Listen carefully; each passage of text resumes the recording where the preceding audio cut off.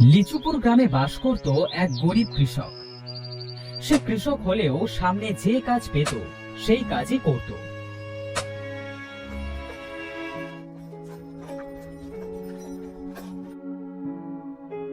একদিন তার বউ বলল, ওগো, এভাবে আর কতদিন বাজার ঘাট করবে না শুনি? আজ এ বাড়িতে কোনো সবজি নেই, কি রান্না করব বলো তো? বউ, কোনো জায়গায় কোনো কাজ তো পাচ্ছি না। হাতে টাকা না থাকলে বাজারটা করি কি দিয়ে বলো তো? আমার নিত্যদিনের এই অভাব আর ভালো লাগছে না। কতদিন এই অভাবের যন্ত্রণা সহ্য করতে হবে তা কে জানে। দেবু মুখটা অন্ধকার করে বাইরে চলে এলো।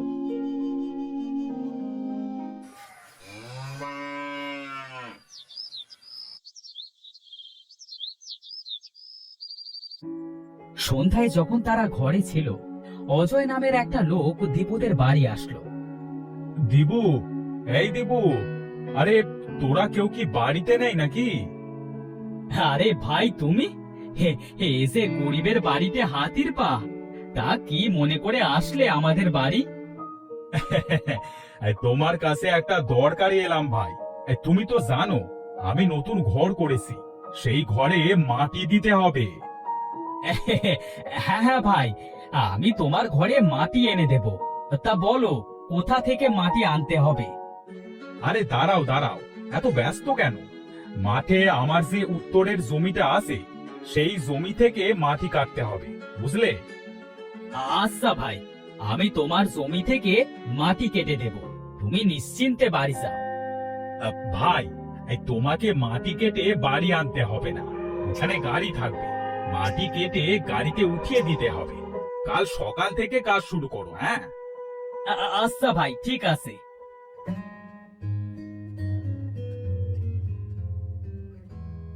ওগো, সৃষ্টিকর্তা মনে হয় এবার আমাদের দিকে চোখ তুলে তাকালেন। হ্যাঁ গিন্নি, কাল থেকে কাজে গেলে আমাদের খাবারের কষ্টটা মনে হয় কিছুটা কম হবে।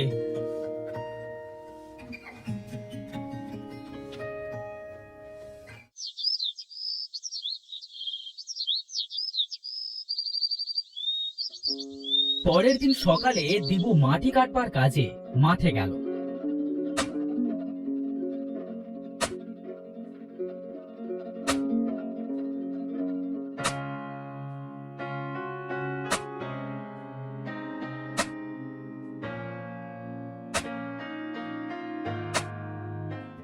মাটি কাটতে কাটতে সে মাটির নিচে একটা ভাঙা পাতিল পেল। আরে, এটা তো একটা মাটির হাঁড়ি, তবে এর মুখের কাছে ভাঙা। এই ভাঙা পাতিল নিয়ে আর কি করব? ভাগ্যটাই যখন ভাঙা, তাহলে ভাঙা পাতিল ছাড়া আর কি বা জুটবে? ভাই, এই ভাঙা পাতিলটায় কি দেখছো? এটা রেখে তাড়াতাড়ি কাজ করো।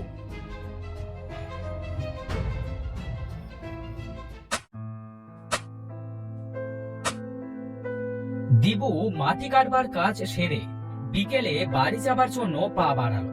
হঠাৎ তার পাশে রাখা হাঁড়িটার কথা মনে পড়ল। আরে, হাঁড়িটার কথা তো ভুলে গিয়েছিলাম। হাঁড়িটা নিয়েই যাই, আমাদের তো একটা হাঁড়ি। এই ভাঙা হাঁড়িতে না হয় চাল টাল রাখবো।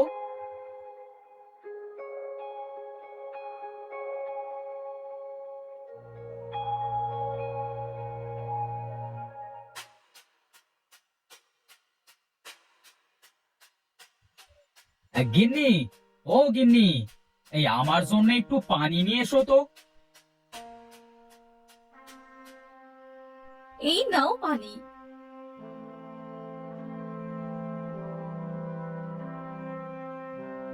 এই ভাঙা পাতিল আবার কোথা থেকে আনলে? আর বলো না গিন্নি, মাটি কাটতে কাটতে পাতিলটা উঠে এসেছিল, তাই ফেলে না দিয়ে সাথে করে নিয়ে এলাম। ভালোই করেছো, চাল রাখার জন্য আমাদের ঘরে কিচ্ছুটি নেই, এইটাই আমি চাল রাখবো। হ্যাঁ রাখো, সেটাই ভালো হবে। দিয়া পাতিলটা সুন্দর করে পরিষ্কার করে তাতে কিছু চাল রাখলো।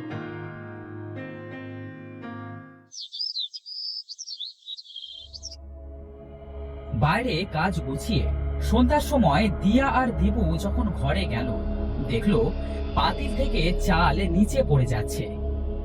গিন্নি, তুমি আজ এত চাল কোথায় পেলে? হাঁড়িতে ধরছে না বলে নিচে রেখেছো?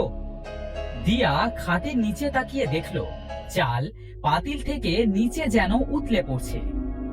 আরে, আমি তো এই পাতিলে এখনো চাল রাখিনি, তাহলে এত চাল আসলো কোথা থেকে? গিন্নি, বলি কি, এই চালগুলা না কিছুতে রেখে দাও।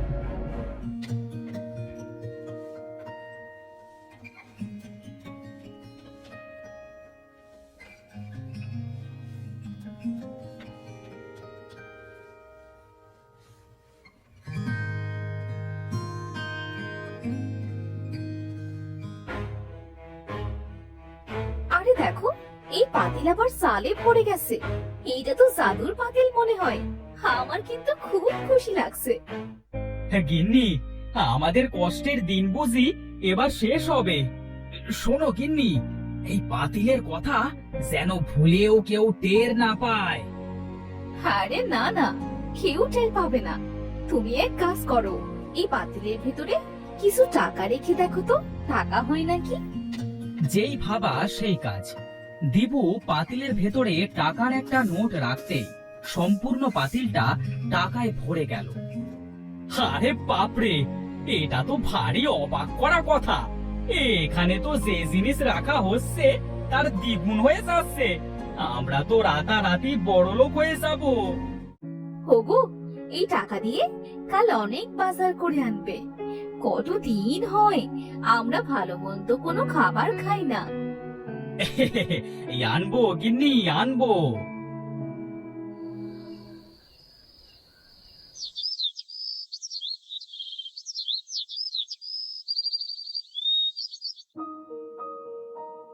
পরের দিন দিবুদের বাড়ি অনেক ভালো ভালো খাবারের আয়োজন করা হলো। দিয়া খেতে খেতে বলল, আহ, কতদিন পরে মনে হচ্ছে যেন অমৃত খাচ্ছে। খাবার আগেই যেন পেটটা ভরে গেছে। খাও গিন্নি, খাও। এখন থেকে যত খুশি তত খাবে। ওগো, এবার আমাদের এই ভাঙা বাড়িটা ভেঙে একটা সুন্দর দেখে বাড়ি করলে কেমন হয় বলো তো? কথা তো মন্দ বলনি। তাছাড়া এবার যদি ঝড় বৃষ্টি হয় তাহলে তো আমরা এই ঘরে থাকতেই পারবো না।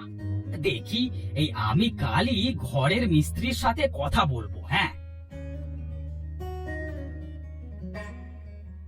পরের দিন দিবু ঘরের মিস্ত্রির সাথে কথা বলে তাদের সেই পুরনো বাড়িটা ভেঙে সেখানে একটা সুন্দর দেখে নতুন প্রাসাদ করলো। আশেপাশের মানুষ তো দিবুর আঙুল ফুলে কলা গাছ হওয়াটা দেখে স্বাভাবিকভাবে নিল না। ভাই, দেখেছিস, দিবু আমাদের মতো একজন গরিব কৃষক ছিল, আর হঠাৎ করে সে এত টাকার মালিক কিভাবে হলো? হ্যাঁ, সেটাই তো ভাই, গ্রামের সবাই তো তাই বলাবলি করছে। ভাই, আমরা আজ রাতে ওদের সব ঘর তল্লাশি করব। হ্যাঁ, দেখি এদের এত টাকার মালিক হবার কারণটা কি। হ্যাঁ হ্যাঁ ভাই, ঠিকই বলেছ। চলো আজ রাতে তাহলে গিয়ে দেখি ওদের টাকার রহস্যটা কি।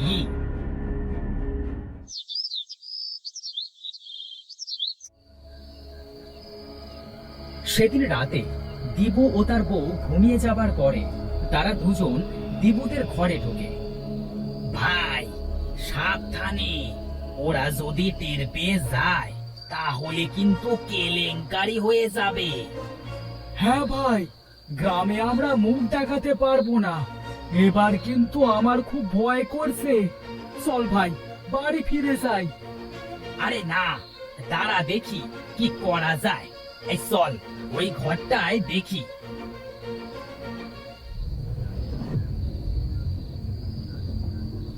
তারা ঘরের ভেতরে যেতে তাজু টেবিলে চোট খেয়ে টেবিলে থাকা ফুলদানিটা পড়ে যায়। ঘরের ভেতরে প্রচন্ড শব্দ হওয়ায় দিবু ও তার বউ জেগে যায়। গিন্নি, এই গিন্নি, তাড়াতাড়ি ওঠো, আমাদের বাড়িতে নিশ্চয়ই চোর টোর কিছু এসেছে। হ্যাঁ, মনে হচ্ছে আমাদের হাড়িটার খবর কেউ পেয়ে গেছে। তাড়াতাড়ি উঠো। ভাই, তাড়াতাড়ি ওঠ, না হলে ওরা এক্ষুনি চলে আসবে। তারা দুজন দিবুরা আসার আগে ঘর থেকে বেরিয়ে গেল। দুজন ঘরে এসে দেখলো একটা ফুলদানি ভাঙা, আর পাশে একটা বিড়াল ডাকছে। সাক, বাসা গেল। আমি তো ভাবলাম হাড়িটা বুঝি সরে চুরি করতে এসেছে। বাবা রে, আমায় তো এই বিড়ালটা ভয় পাই দিয়েছিল। আজ চলো, আজ এই রুমে ঘুমিয়ে পড়ি।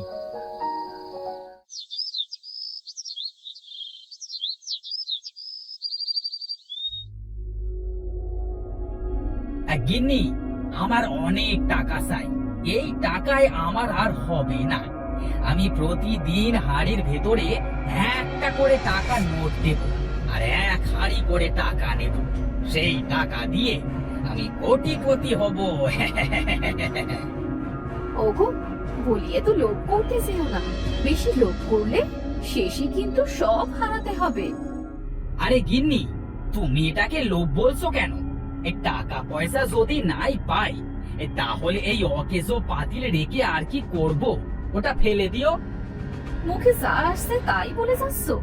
যার জন্য এত কিছু পেলে তাকেই কিনা আজ অকেজো বলছো? এই তুমি চুপ থাকো। পাতিলটা আমি পেয়েছিলাম, আমি। এটা মনে রেখো, আমি এটা দিয়ে যেটা খুশি সেটা করতে পারি। হ্যাঁ, জ্ঞান দিচ্ছে। তাদের ঝগড়ার মাঝে একটা বুড়ি তাদের বাড়ি এসে বলল, মা, বাড়িতে কেউ আসো? আমাকে একটু সাহায্য করো মা। কি বলছো গো বুড়িমা? আমাকে একটু সাহায্য করো মা। আমার যে খুব খাবার কষ্ট, কিছু খাবার দেবে মা আমাকে? হ্যাঁ বুড়িমা, তুমি ভেতরে চলে এসো, আমি তোমাকে খাবার দিচ্ছি। দিয়া বুড়িকে নিয়ে ঘরের ভেতরে গেল। দিবু বুড়িকে দেখে বলল, এই কি হলো? এই বুড়িকে তুমি বাইরে থেকে বিদায় না করে ঘরের ভেতরে আনলে কেন? হ্যাঁ, কি বলছো তুমি বুড়িমার সামনে? ইনি ক্ষুধার্ত, তাই খেতে এনেছি। যাও, একে বাইরে খাবার দিয়ে বিদে করো। স্যা, স্যা, স্যা, স্যা, স্যা, কি ময়লা দেখতে। হ্যাঁ, থাক বাবারা, তোমরা আমার জন্য নিজেদের ভেতরে আর ঝগড়া করো না। আমি চলে যাচ্ছি। বুড়ি এ কথা বলে তাদের বাড়ি থেকে চলে গেল। দিবু দিয়াকে বলল, এই, তোমাকে আজ বলে দিলাম যে সে মানুষকে আমার বাড়িতে আনবে না, বুঝেছো? তুমি অনেক পাল্টে গেছো, আগের মতো আর নেই। আগে আমরা গরিব ছিলাম, তবে শান্তি ছিল। এখন এখন অনেক টাকা আমাদের, তবুও যেন কোনো শান্তি নেই। হ্যাঁ, যত সব অলুক্ষণে কথা। আমি এখন হাড়ির ভেতরে টাকা দেব। আমি ঘরে গেলাম, হাড়িটা নিয়ে এসো ঘরে। দিবু এই কথা বলে ঘরের ভেতরে চলে গেল। দিয়া হাড়িটা নিয়ে গেল দিবুর কাছে।